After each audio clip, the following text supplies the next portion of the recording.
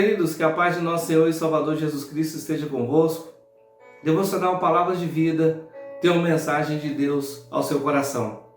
Nós vamos falar em Hebreus capítulo 13, versículo 15, diz assim: ofereçamos a Deus sempre sacrifício de louvor. Um missionário chegou certa vez à entrada estreita e escura de um cortiço e, enquanto procurava entrar tropeçando nos lixos e entulhos, ouviu uma voz que dizia: quem está aí, meu bem? Riscando um fósforo, viu um quadro de sofrimento e pobreza terrena, mas de santa confiança e paz. Talhado em ébano, com olhos calmos e tocantes, incrustados entre as rugas de um rosto preto e marcado, ali estava uma velhinha sobre um catre no meio de farrapos. Era uma noite gélida de inverno e ela não tinha fogo para se aquecer, nem carvão, nem luz. Não jantara, nem almoçara, nem tomara café. Parecia não ter nada, senão reumatismo e fé no Senhor. Ninguém poderia estar tão completamente exilado de circunstâncias agradáveis. No entanto, o cântico favorito dessa velha criatura dizia assim: meu sofrimento ninguém vê, ninguém senão Jesus. Meu sofrimento ninguém vê. Glória, aleluia. A vez que estou em cima, a vez que estou lá embaixo, às vezes bem lá embaixo, rente ao pó, às vezes brilha a luz ao meu redor. Glória, aleluia. E assim prosseguia. O meu trabalho ninguém vê, o meu problema ninguém vê, com o coro sempre repetindo glória, aleluia. E a última estrofe dizia: minha alegria ninguém vê, ninguém senão Jesus. Em tudo somos atribulados, mas não angustiados, perplexos, mas não desanimados, perseguidos, mas não desamparados, abatidos, mas não destruídos. Somente com palavras bíblicas podemos descrever o ânimo daquela velhinha. Vejamos Lutero em seu leito de enfermidade. Entre gemidos ele conseguiu pregar nestes termos: essas dores e aflições são como os tipos que os impressores assentam. Como estão agora, temos que os ler de trás para adiante. E parecem sem sentido, mas lá em cima, quando o Senhor Deus nos colocar na vida futura, descobriremos que eles formam uma escrita magnífica. Mas embora esteja de trás para diante, podemos começar a ler a escrita já aqui. Lembremos de Paulo andando pelo convés do navio em meio ao temporal e confortando a tripulação. Tem de bom ânimo. Paulo, Lutero e essa velhinha são como girassóis, olhando sempre para o lado luminoso, olhando para a face de Deus. Queridos, nós vamos falar um pouquinho sobre essa fé que nutre e sustenta até aqueles que estão passando por momentos mais difíceis entre os miseráveis dessa terra. Nós sabemos que existem pessoas que estão passando por problemas difíceis que se agarraram na fé.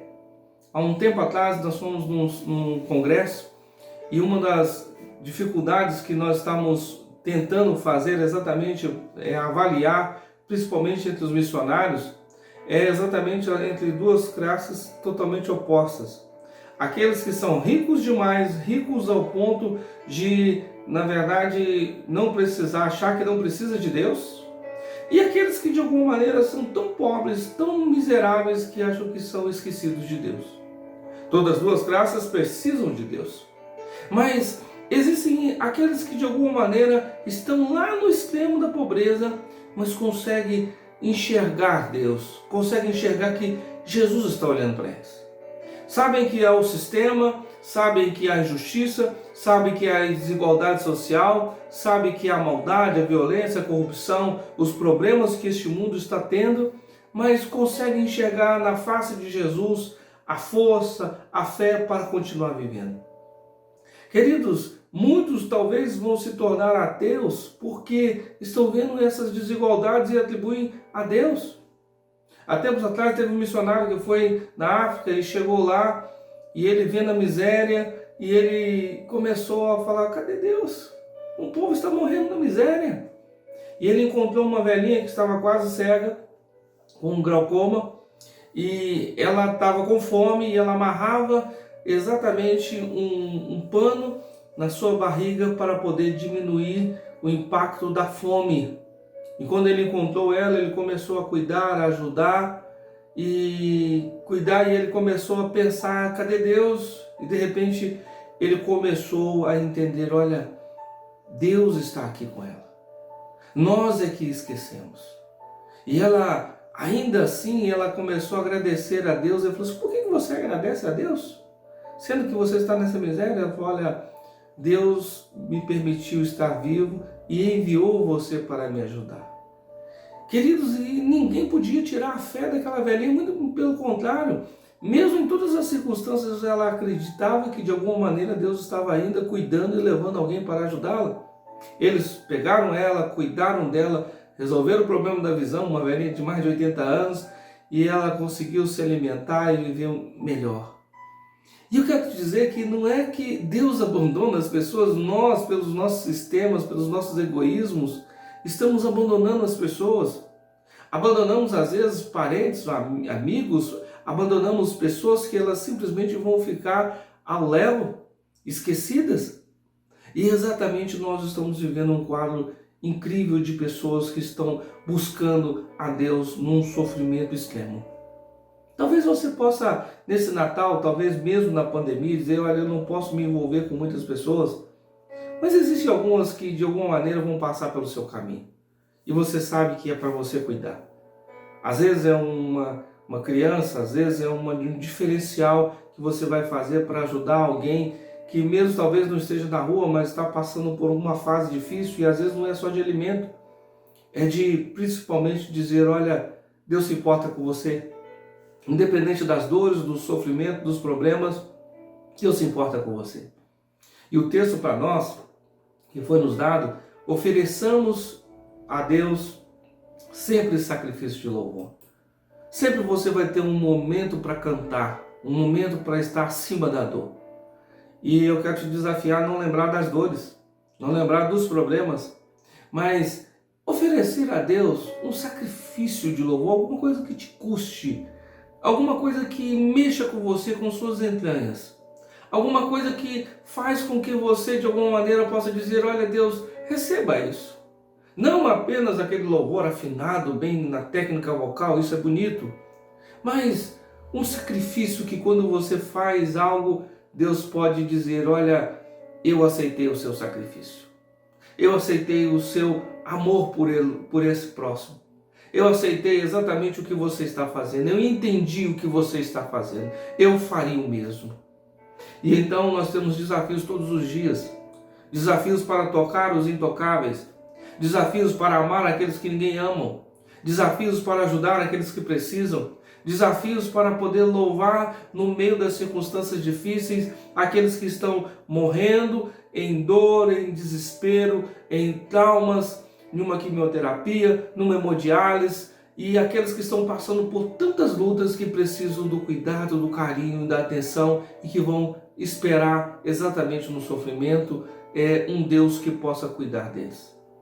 Eu lembro de meu pai fazendo hemodiálise, muitas vezes ele estava cantando e glorificando a Deus, e às vezes no meio de dor, e às vezes tinha pessoas do lado que estavam xingando tudo quanto é tipo de palavrão. Tinha dia que ele levantava as mãos, não conseguia pegar de uma vez, não conseguia pegar da outra, mas ele falava: parece que eu estou como Cristo crucificado. Ele levantava os braços e às vezes chorava, e às vezes ria e brincava, mas a fé dele sustentou ele aqueles 10 anos fazendo hemodiálise. E eu quero te dizer, querido, que a sua fé vai ter que te sustentar nos meios mais difíceis, na dor, na enfermidade, porque a sua fé, ela não só vai te salvar, mas ela vai te ajudar a entender que existe um Deus que está olhando para você. Mesmo que ninguém se importe, talvez você possa falar: a família não está se importando comigo, as pessoas não estão cuidando mais, os amigos me abandonaram, mas existe motivo ainda para você louvar aquele que é fiel. Louve o Senhor na dor, louve o Senhor na dificuldade, louve o Senhor nas crises. e certamente você vai começar a iluminar as pessoas que estão ao seu redor. Ilumine aqueles que precisam, porque muitas vezes as pessoas vão esperar, olha, essa pessoa que vive nessa miséria, nesse problema, só pode ter dor. E, no entanto, na verdade, você pode surpreender as pessoas com louvor, com alegria, porque o que mais importa é o que está lá dentro de você. É a gratidão de ter vivido, é a gratidão de ter conhecido o Senhor Jesus e de saber que Ele é fiel e Ele te ama. E acima das dificuldades e dos desprezos humanos, Ele continua te amando e sendo fiel a você. Nós vamos orar. Pai de amor, eu quero agradecer ao Senhor e saber que o Senhor tem colocado essa fé em corações tão difíceis, Pai querido, em situações tão adversas, Pai. Mas o Senhor continua sendo Deus, o Senhor continua abençoando, o Senhor continua ajudando, o Senhor continua livrando, o Senhor continua trazendo conforto, trazendo paz, trazendo esperança àqueles que não têm. Por isso nós te pedimos, Pai, ser com essas vidas. Guarda-nos, Senhor Deus, como a menina dos seus olhos, porque elas passarão pela terra e nos darão exemplos de fé, de amor, de lições de vida para continuar em meio ao sofrimento. Senhor, que Tu venhas, Senhor Deus, ser esse conforto e esse consolo, que seja o bálsamo, que seja a cura, que seja o óleo para as pessoas que estão feridas e estão precisando do toque do Senhor neste momento. Toca, Pai querido, aqueles que ninguém quer tocar, para que eles não percam a sua fé, a sua esperança naquele que é o único digno de receber toda a confiança nossa. Muito obrigado, Pai querido, e que nós venhamos também ser, Senhor Deus, os seus braços, suas pernas, para abraçar e ajudar aqueles que necessitam.